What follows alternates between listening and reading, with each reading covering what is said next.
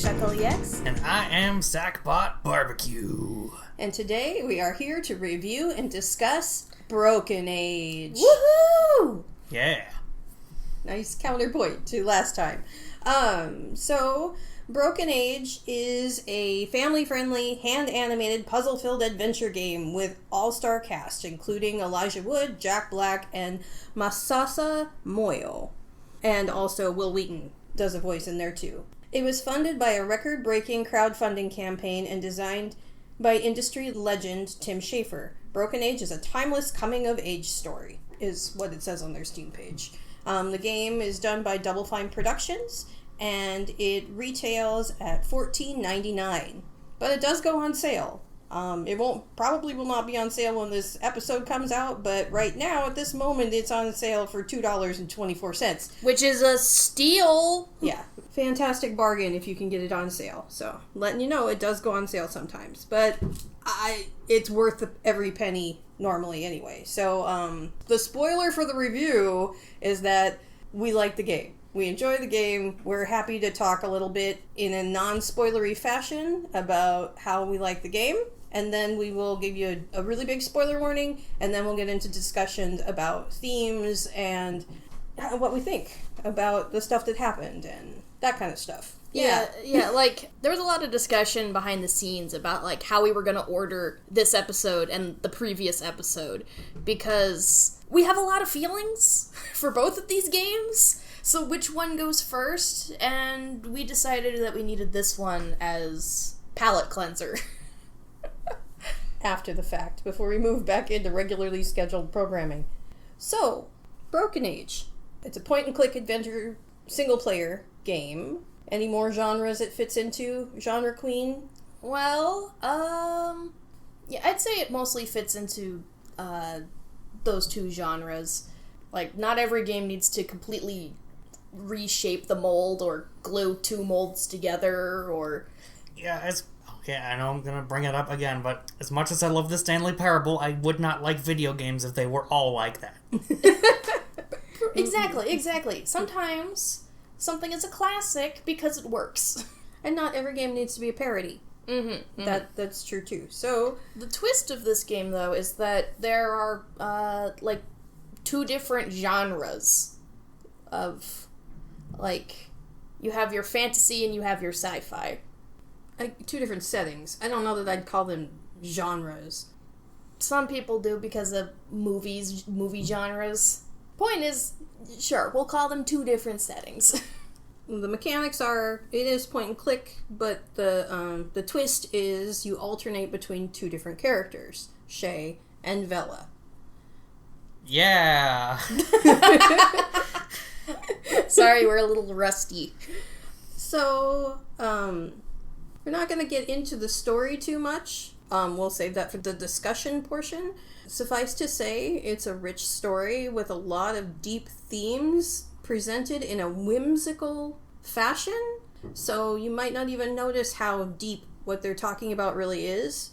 It's playing with some really big, deep ideas without being heavy-handed and without trying to beat you over the head with, like, morals or... Do you get the message? Do you get the message? And it's fun to play. I really enjoyed the puzzles. I like the pacing. Some people really didn't like. It's divided into 2 acts and an epilogue. Part of that was due to the way they needed to structure it to produce it as a crowdfunded project. And you can read on the Wikipedia page all about that. I don't need to recite that for you or go through that story. And yeah. I love the humor in this game. Like, I didn't feel like most of the humor was, like, pushed or in your face. It's just, this is the world. These are the absurd circumstances we find ourselves in. This is how these people live. You can find this funny. Yeah, most of them find everyone else funny. You know, it's like, in the game, everyone is mildly amused by other people around them. It's not like we're picking on one character, or the audience is not expected to pick and choose favorites so much. If there's any character to be the butt of, like, the jokes, I'd say it would be Gus, but even then he has depth and ambitions, and... Agreed. Yeah. Like, is there anything about the puzzles in particular that we want to, like, mention without, like, spoiling? Because, like, I found them pretty intuitive.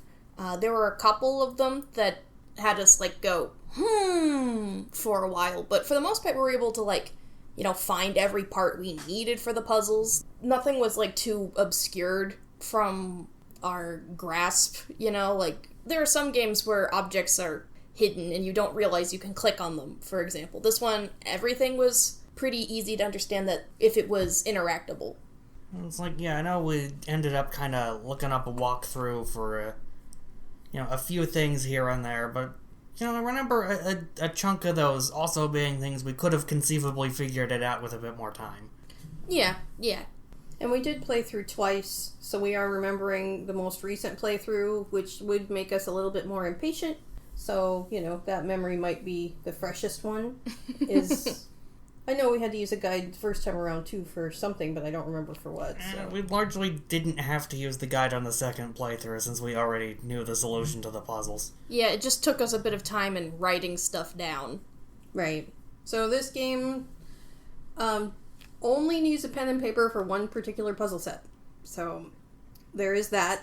And I'm going to state right now that I do think it's a great one to play together. I think this is unlike some other ones, like Manifold Garden, it's a little difficult to play as a play together. This one's easy. This one is a good one to play and discuss the characters and the themes and just the plot and the situation that's going on. Like, try combining these two things together, or... Well, yeah, it's for puzzle solving, but also for discussion during the play of the game. It's like really digesting what these characters are going through and what actually is happening in this world, because it's a valuable discussion to have, because it's like, I don't know, we'll get into that in discussion section in a little bit here, but yeah, I recommend it. Play it together with your family or your friends or your partner or whoever you play your games with. This is a good one to play together. It's like, not only is there, like, the stuff you do and see in this game, just the experience as a whole is, something you can describe fairly easily. There's a lot of stuff to it to describe, and that's nice. Mm-hmm.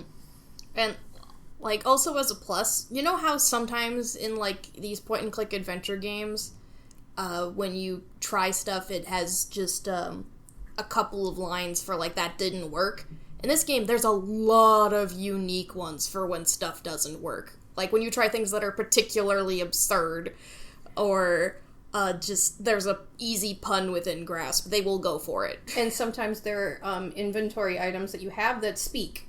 And when those do, some of the best quips in the game come from items in your inventory making fun of you for your choices. And I am here for it. That's fun. I do not mind the game making fun of my choices, because it's an absurd... it's the absurd nature of point-and-click adventure games is you gotta try stuff, and... All these witty lines of dialogue are rewards for you trying things. This game rewards trial and error like more games probably should. Yeah. If they can afford, like, the voice acting budget or whatever. Yeah, I mean, if there's no voice acting, like, then it's still a time sink to, like, program these in, but... Once you have, like, a system for one of them, I imagine it's a lot easier to plug in more. Too true. And the voice acting is... Oh, yeah. Chef's kiss. It's very, very good. They hired amazing, famous people to do, a lot of the voices are familiar from other animated things or, just popular actors. So that's really great. It adds a punch to it. So that also makes it so that way reading isn't necessary. Like, it might be helpful for a couple instances with, like, inventory, I guess, but, like, subtitles are on by default, but there's full voice acting. It's easy and approachable. Yep. Agreed. Any last bits for the review? Guess not. Okay, so if you haven't played the game, play the game. Then come back and come and enjoy the rest of this episode, which is going to be spoiler heavy. So here's your big spoiler warning. We're going to start discussing right after this. Spoilers! Welcome back! if you just, hit a button to go right on the play track as well, hi. But here we are in the spoiler section. So, where do we begin? Well, maybe we should talk about at least the beginnings of the story, because there's a lot of tone setting here that is really important and covers a lot of deep things to discuss. For example, when we start with Vela, who lives in the fantasy world, she is resting beneath a tree, and her sister calls for her because there's like a celebration that's happening. And Vela's not very enthused, and you quickly learn it's because she's about to be sacrificed to a giant monster. And everyone around her is like celebrating because, hey, you got chosen to be the sacrificial maiden, isn't this great? It's a big honor for a family to have one of their daughters chosen to be sacrificed to a frickin' monster. Yes, literally eaten by the monster Mogchothra. And I wonder if that name has any significance. I haven't been able to find any, but, if I do figure any out between now and when the episode gets published, it'll be in the blog. Mm-hmm. So, with that sort of, said, Vela doesn't want to be sacrificed, and you get a lot of character for her, right away, where she really doesn't want to go through with this. She's going to take any opportunity to escape. And she doesn't settle just for herself either. She tries to convince the other maidens to run away too. She doesn't think this is a good idea for any of them, and nobody agrees with her. Yeah, it's important that this is very much characterized as sort of, seeing a lot to be discontent with in this system and wanting to push back against it and, not be submissive to the monsters. It's not like just trying to run away. Right. Mm-hmm. So yeah, the story is that every 14 years, a monster called Mogchothra shows up, takes the sacrificial maidens in return for not destroying the town. And then he goes from one village to the next village to the next village, and there are 3 villages in this story. Yeah, although notably, actually it's not always Mogchothra. There's, sort of this ritual maiden or whatever, she knows what the ritual is, and she says that this one is Mogchothra who is coming. Okay. And there were other Mogs before, but and they've there will seen be more. Mogchothra before. I think that part might be a little ambiguous. I'm not sure. And thinking about how the story goes later, it makes sense that each Mog would only go one time. So, whatever. It's hard. You're left in the dark as an audience member, as a player, when you're doing this. And, Vela knows the history, and she's not real big on hashing it over for you. So, she's not sitting there talking to her parents about, it's like, well, why is this one different from the other ones? No, it's like, please don't sacrifice me. I have lots of life I want to live. I do not want to live. I do not want to be sacrificed to a monster today. Yeah, I don't want to be eaten, thank you. I don't need to put sacrifice to a giant monster on my resume, and I would also like to be able to write my resume. Right. Why can't I just keep baking? Their town is a town called Sugar Buntings, and their special thing is that they bake. Mm-hmm. And, so Vela escapes and manages to go to the other 2 towns. Notably one, it's after Mogchothra has arrived, and the other one, it's before Mogchothra has arrived, so she has time to decide, how she's going to deal with the fact that Mogchothra is coming. She wants to kill it. She's trying to see if that's an option. Right, but no one else has any interest in fighting back. Other maidens don't have any interest in fighting back, and the townspeople certainly don't, because they don't want their town to be destroyed by a monster. That's reasonable, but... Well, the monster destroying things in exchange for maidens is not reasonable. No, not at all. And then, of course, it turns out that there's no weapons on these things anyway. There's no way they were destroying towns. It's a total fabrication. Yeah, but we'll get into that a little bit more, because we also have to talk about Shay. Right. And how he is on this spaceship, and he's being babied by Mom. You see him, and he can wander around sort of in a very gate-kept way around the inside of the spaceship, where he appears to be the only human on board. You see the mom computer face appear on the screens everywhere he goes, and then there's a dad that appears as an image in his bedroom at night. So they're kind of the sun and the moon, mom and dad, but both of them only appear on screens. They're just kind of floating faces here and there on the ship. Yeah, and the ship is entirely baby-proofed. Like, it's hard to find a sharp edge anywhere. I mean, hell, you have to find a knife to your cutlery set. These are the talking items we were talking about earlier. Yeah, the spoon and the knife in your inventory. I'm surprised he was allowed to even have a knife. But anyway, they look like play school toys, and they have... In fact, he doesn't even feed himself. The spoon literally feeds him. I'm sorry, we haven't even gotten into his infantilization.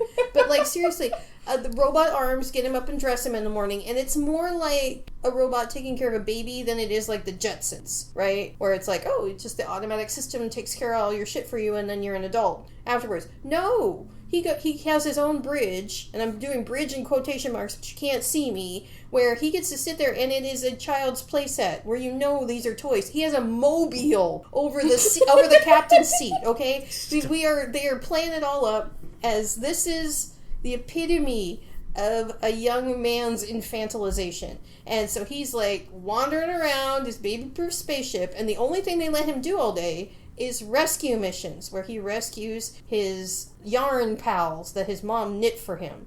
So basically little sort of stitched up like fiber art robots. Yeah. And so you have to rescue them from an avalanche made of ice cream. Woo! Or do a total kid show style runaway train rescue where you just say the magic line and it fixes itself. Whoa! It's incredible! Woohoo! And the last one is he goes into a room and they hug him, and that's supposed to be a battle of some sort. And yeah, it's like I can't imagine that being the only thing I ever got to do ever. So there's no stimulation in this environment. There's no stress. There's nothing. I'm surprised he can read, quite honestly. I am. It's like, he's so infantilized. It's like, literally, he does not feed himself. Mm-hmm. And it's painted as his mom being, like, super overbearing, but for the reason that their homeworld is dying and they're going and trying to find a new place to live. So, of course, Shay is very precious. Yeah. Maybe not this precious. Maybe he still needs a little breathing room, but it... Maybe just another kind of precious that can, just sort of stand on its own a little bit. Just a little bit. Like, you don't have to feed him cereal every morning. Well, you gotta get him ready for the bachelor chow of deep space. So, yeah. So Shay is having his little time in the ship, and he's getting bored, and he finally decides to mess with one of his rescue missions because he's so done with it. And once he does, he's contacted by someone he doesn't know, which is bizarre. He's never had anything happen from someone he doesn't know, because the only people on the ship are his computer parents and the yarn pals his mom made for him. That end, some of the parts of the ship are kind of alive too. Yeah. But they're all smiley-faced and child-proofed. Definitely just happy and usually huggable. Usually, yeah. It'd be hard to hug the walls or the doors, but I mean, I think you could manage it. I'm sure most of them would be very appreciative of the gesture, actually. Probably. So anyway, he's encouraged by this stowaway person in a wolf costume. Yeah, he's pretty upfront that he's in a costume, but at the same time he also tries to sell it that he's a wolf at the same time. He's just weird. There's this weird dude hiding in the machine spot in the vents of the ship, and he encourages Shay to come down there and come with him and do a real secret mission and actually do a rescue for real. Yeah, real people to rescue. It's amazing. Creatures. He's rescuing creatures. Oh, yes, of course, creatures. Come with me if you want to go on a real mission. And of course, Shay's like, yeah, I want to go on a real mission. All I do all day is play with children's toys. Yeah, so he's informed that, like, there's a war going on, and, like, you need to rescue these creatures from the war. What war? It's an intergalactic war. Yes, that's in our magic spaceship. Uh-huh. Yeah, that's exactly what's happening.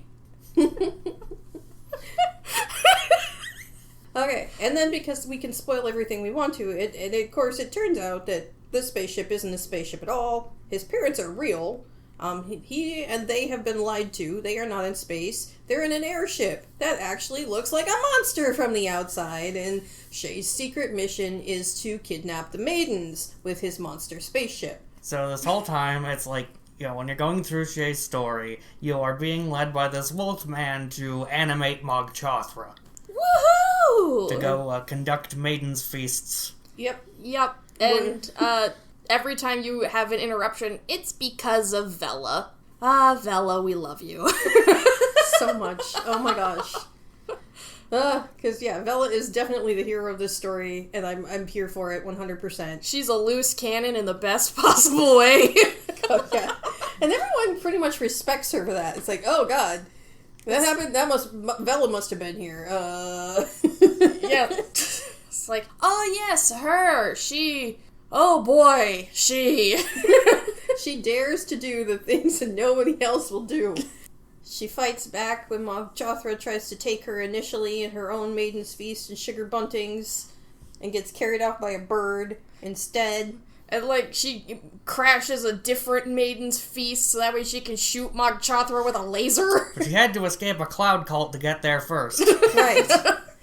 There's a lot of wonderful world building in this whimsical story, but that's also dealing with human sacrifice and eugenics and the infantilization of young men and the just in general cultural sacrifice of young women. It deals with a lot, but I never once felt overwhelmed by the subject matter. Like. We'll be weighed down by that later, once we're all safe. Right. Like, Mog Chothra's death comes first. So basically, through a bunch of puzzles and adventures, Vela is able to shoot down Mog Chothra, and as it crashes, it ruins the spaceship protocol inside it, and Shay and his dad are ejected from the ship, and Vela falls inside it, and then they both get trapped in the opposite places. So then for Act 2, they switch places. So, like, Shay is available and wandering the ground and the world for the first time ever. He's actually meeting people for the first time in his life. And Vela is trapped in this environment without any people, and she's now in what appears kind of to be a spaceship, but also is looking at clouds and flying through the air. And, just a child's plaything. Right, and everything is made of toys. And, boy, she is, all ready to just tear this place apart. It's fantastic. Yeah, Mog Chothra may be weird on the inside, but it's still gotta die. Mm-hmm. It's like, so how best to do this? It's one of my favorite characterizations for her, where she's just trying to come up with a plan. And, one of the first things she comes up with is I know, a bomb. It's like, what? You're gonna make a bomb? Yeah, I'm gonna make a bomb. I love her so much. So yeah, it's like Shay crash lands and ends up outside the ship. It's normally, in the previous act, Favr's just on the outside of the ship the whole time. Well, in the fake space that's secretly still inside the ship. Is very much non-presence during all that, and then he's stranded on this beach with him, and it's he takes his helmet off and everything, and it's Shay fucking forgot he was a human person. He literally stopped thinking of his family as computer programs, and for a while you're not even sure if his mom is real or whether or not she's a computer. And eventually Vela does get to meet her. And, yeah, it's just... Yeah, and then the baddies reveal themselves, and it turns out... Whoa, shocker! Oh my goodness, a wolf, a bad guy? What? What, you mean that wolf thing was a costume? I kind of forgot we acknowledged that earlier. Oh, yeah, right.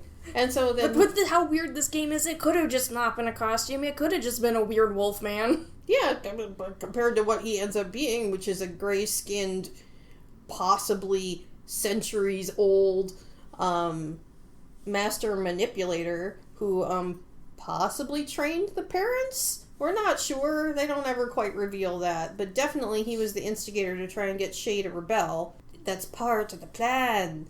It's part of the plan. But, like, during this phase of the game, I just love how, like, Shay gets to see what it's actually kind of like to be a mundane hero, where he goes and he helps, like, genuinely helps people with some of their problems.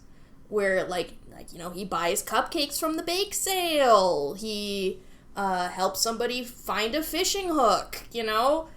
And, like... Tortures a tree. Yes, this is what it's like to be a hero, torturing a tree. Like, oh god. The tree is the one thing in this game that I don't come away thinking that this interaction was a positive one. No. Almost everything else, it's like, oh yay, the day is saved. This tree, oh my god, this tree.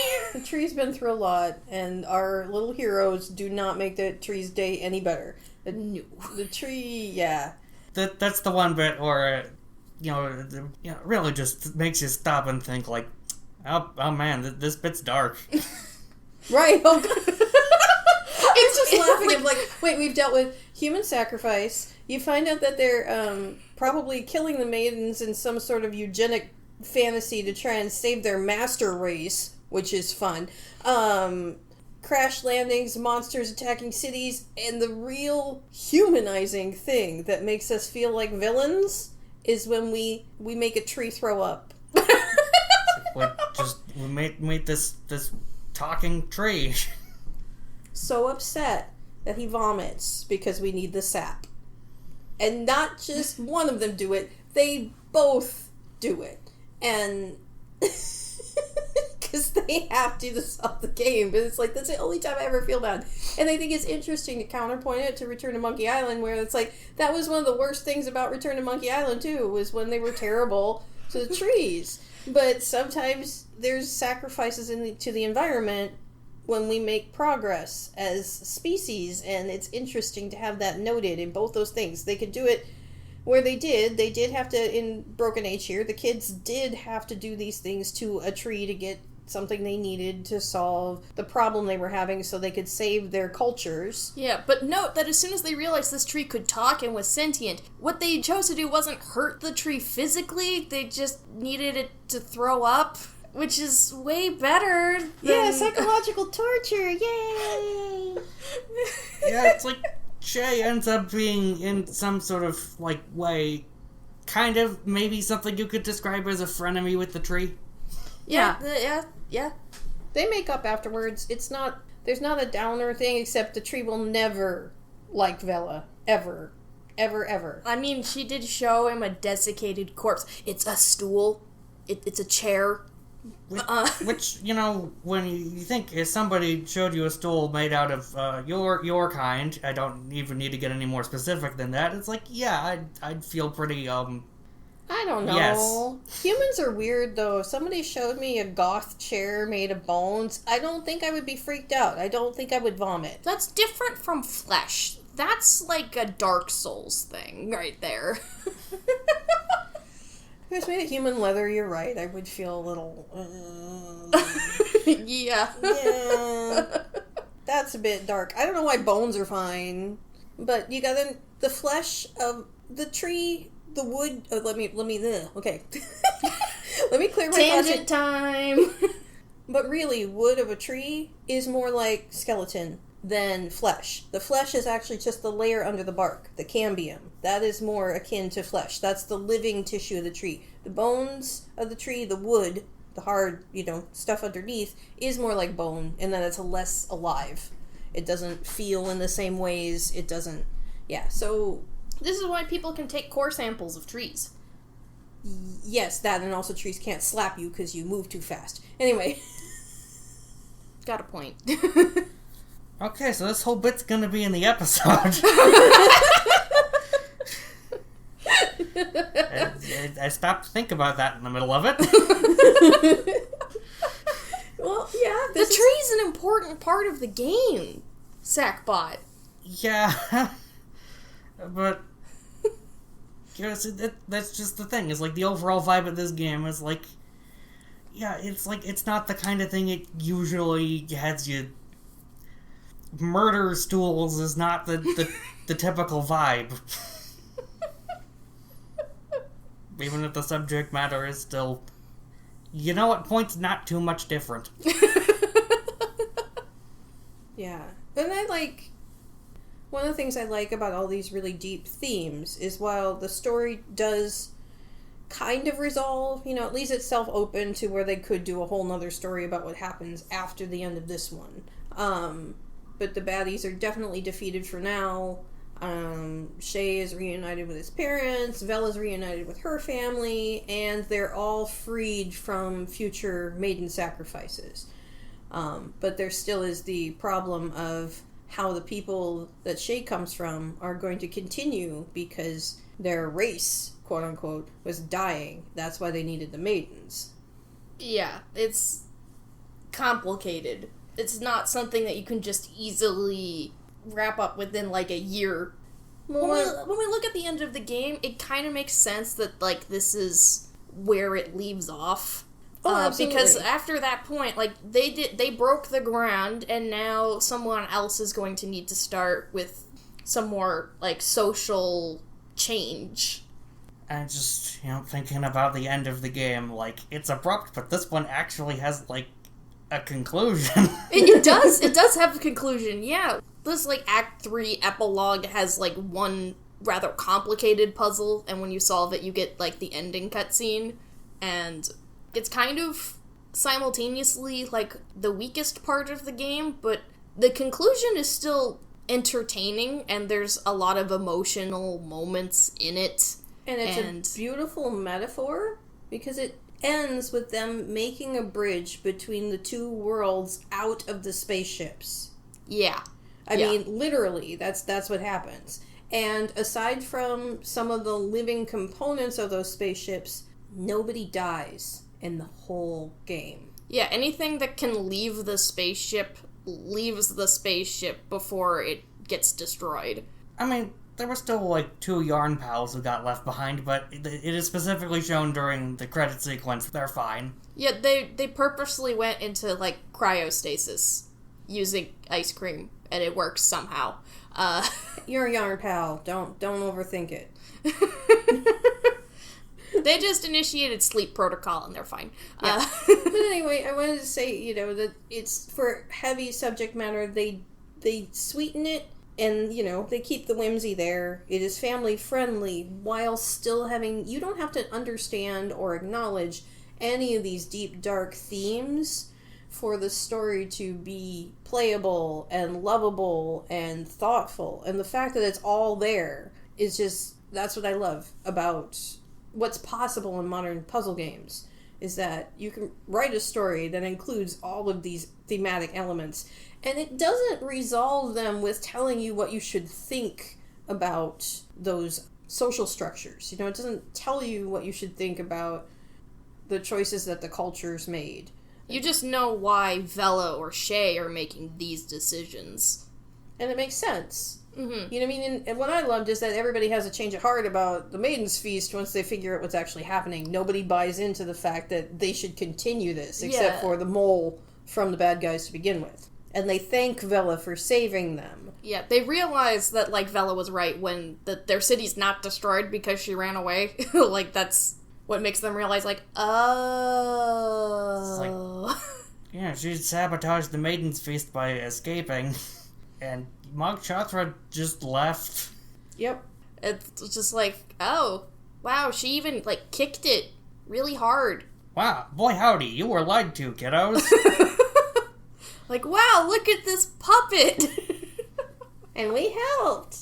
Yay! We've been sacrificing our daughters for generations on a lie! Oh Yay!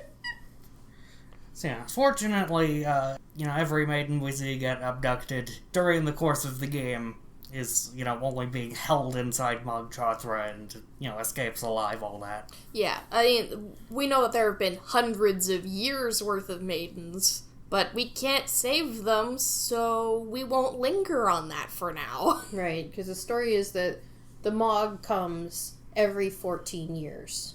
And it has been doing this for over 300 years. Because we meet another character from another Mog, which is... Vela uses his ship to attack Mog Chothra, which is how Mog Chothra is destroyed, and lands on the beach, ending the first act. Mm-hmm. Yeah, so they've been doing this for hundreds of years, at least, and it sounds like the wolf guy might have been around all that time.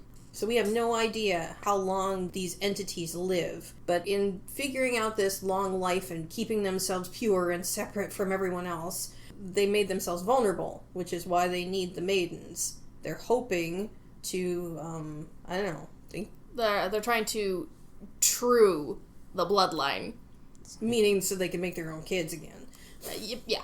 Antagonistic force has been, trying to perfect themselves forever. Yeah, and they're trying to perfect themselves. They made themselves imperfect. Wow, who could have seen that coming? They lost something they can't even figure out how to explain anymore. So they created what they called Project Dandelion, which was putting young men and isolating them in these ships until they were 14, and then giving them a controlled rebellion, in which case they would pick the maidens. Who would potentially have a missing piece, have that quality that they can't explain to them. Yeah. Okay. So anyway, they really do delve into a lot of themes without being preachy, and really bring up a lot of issues without having solutions for those issues. And encouraging, all the characters are encouraged to change the things that don't work. They're encouraged to question the cultures that they were raised with and really figure out why these things that don't feel good are there, and realize that they're not there for good purposes. Yeah, this can be as large as why do we sacrifice maidens to as small as why am I in a cloud cult? Yeah. It's like, why is it appropriate for me to give away all my money to this man who won't let us go back to the ground? And asking us to change our names. Yeah, it's such a well-crafted lore and narrative.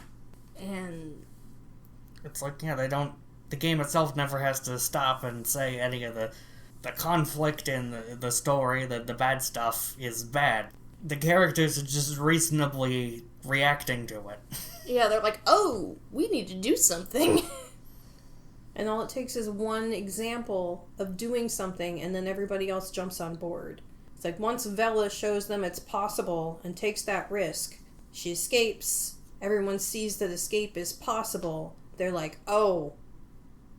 But they don't get stuck in the guilt place where they stop trying because they just feel so bad that bad things happened, which can happen to people. They don't. They immediately go from town to town to try and find Vela and apologize to her for willingly sacrificing her in the first place. Like, the beginning of Vela's Act 1 is like, she gets sacrificed, escapes, does not know how her family's fared at all.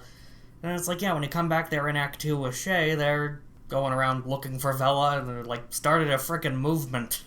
Yeah, they're helping the people who are in the cloud cults and left behind after the Maiden's Feast, and just going around and just like, we may not find Vela, but we can clean up. We can build community in the wake of a cultural misdeed. It's beautiful. It really is. And you don't often see that kind of community building in point-and-click adventure games. You know what I mean? It's like, and everyone has a chance to really have a character, too. It's like every named character, every, humanoid. I wouldn't say the birds each have their own characters, even though some of them have names. But, the tree has a character, for sure. And the spoon is a character. The knife is a hell of a character. The knife is Honeyshuckle's favorite. It is. It's like, when, like, you have those characters or other things that you just... That's your favorite. You just know that that's your favorite one. Yeah. The knife! Honeyshuckle loves the quips. Loves the character and your choices being called out. It just... I don't know if I want to stab that. I do. Oh, it just makes me smile every time. Oh yeah, and the knife is like Vela's biggest fan. Because she's just like, I can use you to cut stuff, right? It's like, yes. Val, this is what I live for. Finally, somebody who's unsafe. Yes. yeah, like, in the epilogue, you can see that, like, that knife is, like, her favorite knife. She uses it in her baking in the epilogue, like, in the post-credits scene. It's, like, or I guess it is the credits scene. This is, still, like, she and the knife are just best friends forever. It's awesome. So, any last thoughts? I think that's pretty much covering what we wanted to cover in this game, correct? Yeah, I think that's about it. Yeah, good puzzles. Oh. I remembered something. It's just like, we've already, discussed some of it with the tree. Both the playable protagonists, despite being in a, point-and-click adventure game, and it's like, they do the typical thing of, you kind of end up being a jerk to a lot of people, but at the same time, it's like... When Vela does something bad, she immediately says sorry. Like, the acknowledgement that she does something bad, even if it's kind of hollow, because, like, I would probably do it again if it got me where I needed to go. She acknowledges that it's a terrible thing. But it's not the normal going through and just destroying everything for fun. Most of the puzzles that you solve are supportive or helping people with their problems rather than just stealing everything that isn't nailed down, vandalizing people's property, all that kind of stuff. I mean, well, of course those things still happen, but often it's in support of somebody too. It's like, there was a point where, in Act 2, when Vela's on the ship, you find the captured maidens, and there was a point where you could, basically just, like, steal from one of them and leave them all with no food. But Vela doesn't. Yeah, she makes sure that, like, okay, I got what I needed, now they can just have their food. Yeah. And it's like, just because apparently I can't help but put one of these in the episode, it's like... Go to hell, Guybrush. Yeah, I was gonna say. You can't see my birds right now, but, Yeah, it's an aviary in here. Oh, it's a flock of birds. It's a flock of birds. I got caught, one of them caught in my hair. And we're a pretty hairy bunch. All these birds, but it's only the middle ones. Squawk, squawk. Look at all those chickens. And with that, I think, I got my last point done. Okay. So while there is a lot of whimsical point-and-click adventure game shenanigans, it's so much more human. It's so much more supportive. It's so much more community building. They actually do care about the relationships between the characters in this. They're not just NPCs with no feelings and no lives. No one is destroying someone else's livelihood without caring about what happens to them afterwards. It's willing to be, like, morally gray at points, and not just be unapologetically awful and say it's fine. Right. Exactly. It's so much more grown up. It's more on the surface a kid's game, but it's emotionally intelligent. It's thoughtful.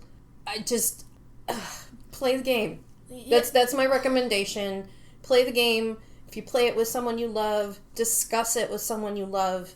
Really think about these themes, and it's like, oh my gosh, how is this like life, and how would I feel if I were one of these people? And there's so many opportunities, and then there's our little queeros flying off into the sunset. It's just I'm sorry, I just love that. It's just there's at least one queer relationship in there, and it's endearing and super sweet, and I'm just gonna be happy about it. I'm just gonna be happy about it. And yes, those little Deadeye girls can enjoy their life.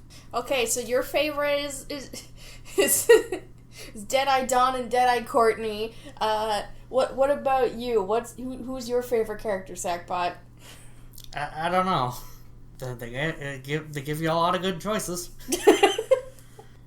So yeah, what's everybody been working on?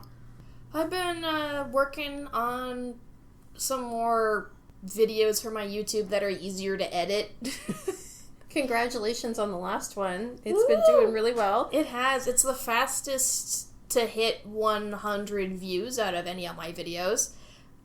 Because I think it's like the second video to hit 100. Still good that it's record breaking. Yeah. Yes. Yeah. And yeah, please do check out Honeyshuckleex on YouTube. Yep.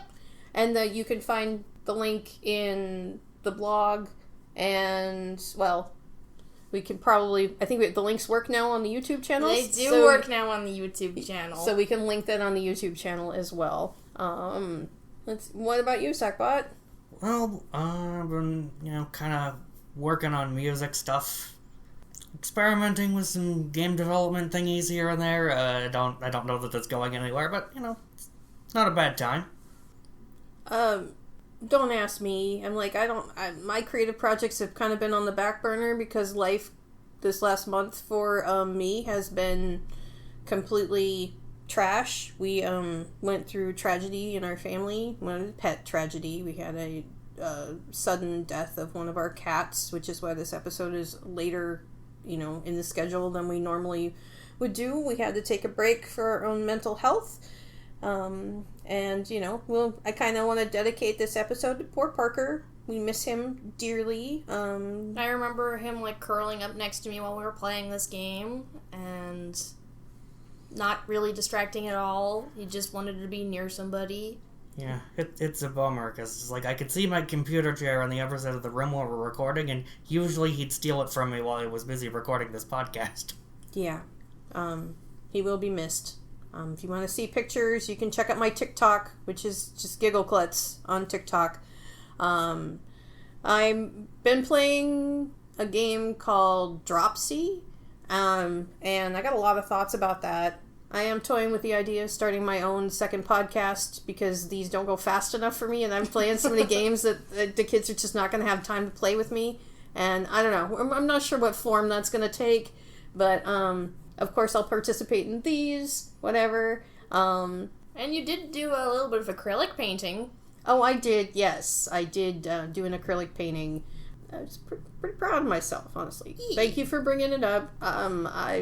It will be gifted already, so maybe I'll put a picture of it on the blog if anybody's interested. And because of the death in the family, I've been doing a lot of poetry. That's part of my my grief journey. Is I practically have a chapbook worth of Parker poems now, all about how it sucks that he's dead. And yeah, that's the biggest thing we've all been working on. Really, is just moving on, how to pick ourselves back up after that. Yeah, it's been 2 weeks. Yeah, 2.5 weeks now. Yeah, and I still found myself crying to sleep last night. Yeah. He died the day before our rant episode was published. It's just not great. And side note, yeah, our car was stolen the very same night. It was just terrible. It's been terrible, and we're dealing, but it's just yeah. So anyway, we're humans. We're not just voices on the other side of a microphone, and it's nice to talk about a game that deals with heavy topics but is so hopeful after everything we've had to go through recently. Yeah, absolutely. So our next episode is going to be about soundtracks. It's going to be a side quest episode. And we'll be talking about soundtracks and the impact of soundtracks, some of our favorite soundtracks, all things video game soundtracks next time. And we're wrapping up. Thank you so much for listening.